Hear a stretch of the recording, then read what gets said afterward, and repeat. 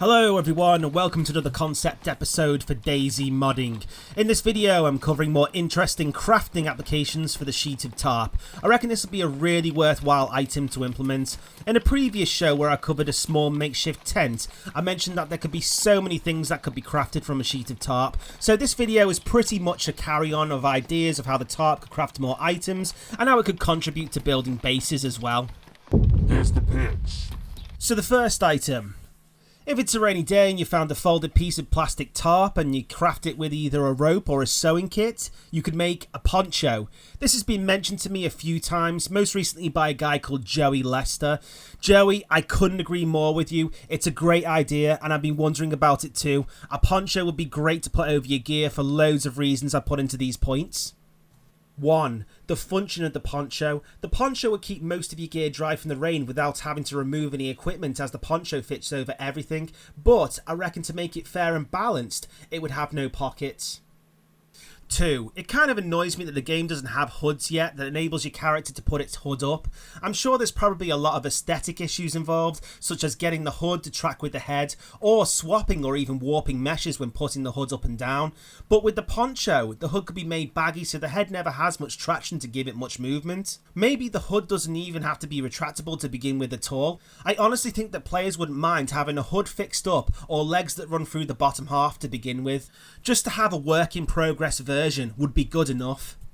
3. Finding a real military poncho. So finding a real camo waterproof poncho. I reckon this would be a very sought after item as well. I mean, it would just look awesome. I cannot understand how this isn't in game already. The real version could even come with pockets as well, so you could hold in some extra ammo and even have an amazing camo array that would fit in really well with the land. On a personal note, I think this would be an awesome item to bring in. I mean, Chernarus has its sunny days, but it also has its rainy times, and it gets quite tedious that there's no real protection against the rain yet, and so we need something like this, you know, to protect ourselves from the rain or have a chance to keep our gear dry. Also, I just think it looks completely badass, I'll be totally honest. 4. It hides the gear's upper torso. I think this would be good because when you bump into or spot other players, you read them through their gear to a certain extent. So with half of the player's gear covered up, you kind of kept guessing what the player has underneath. So it brings up more uncertainty, thus making the game harder. But not only that, it would work well to conceal weapon holsters and ammo belts when they come in. On a side note, I'm going to cover ammo belts and weapon holsters for modding as well, because I reckon there's some awesome things you could do with them. 5. You could make a character scary as hell with a poncho.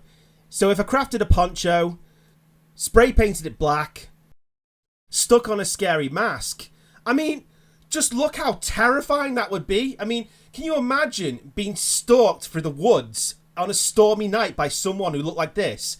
Running from tree to tree, peering around hedges and tree trunks and stuff, and peering around houses if you're like getting chased through towns or villages. I mean, that would absolutely scare the pants off me.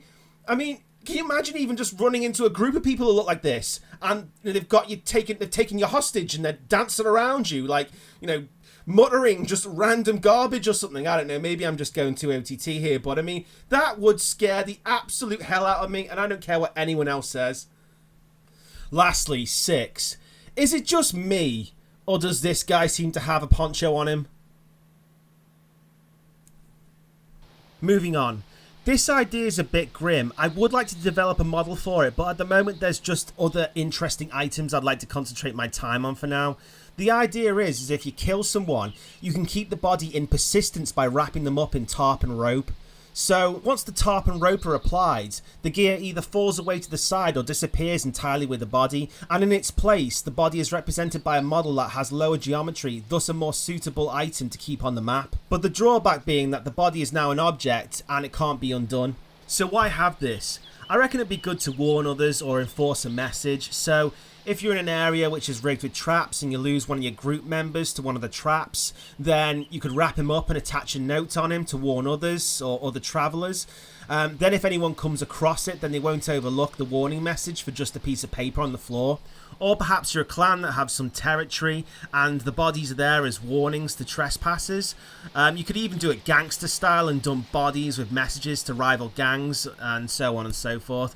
Or even if you're into roleplay, then you could use the bodies as props for funerals or showing other players piles of them as threats. Base building. If you have a camp, you could fold out the tarps as ground mats, and it could add a bit more decorative value to your camp, either around or to the entrance of your tents.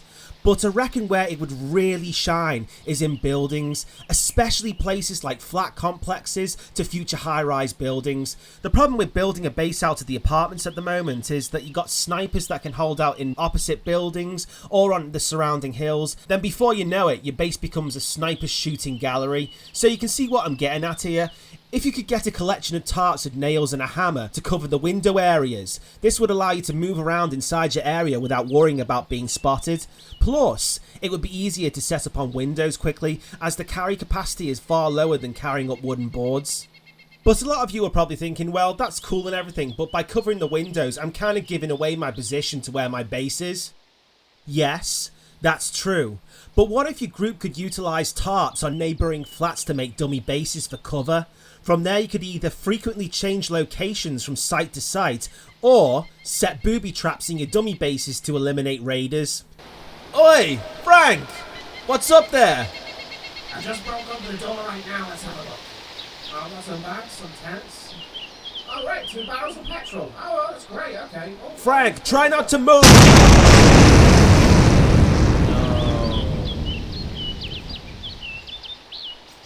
So long, Frank! And that's it for this episode. That's everything I can think of, but if you have any ideas yourselves or anything you think I've missed, then let me know in the comment box below and I'll get back to you. Before I go, last time I asked for names for padlocks from my last episode, and honestly, I wasn't expecting such a massive response. All the names and everything you put forward was great, but there was one that stuck in my head for some reason, and that was the Swag Lock by the user Epic Hybrid. It was close, but thank you to everyone for your suggestions and your efforts. It was amazing. This has been Credit Dread. Take care out there, guys, and catch me next week.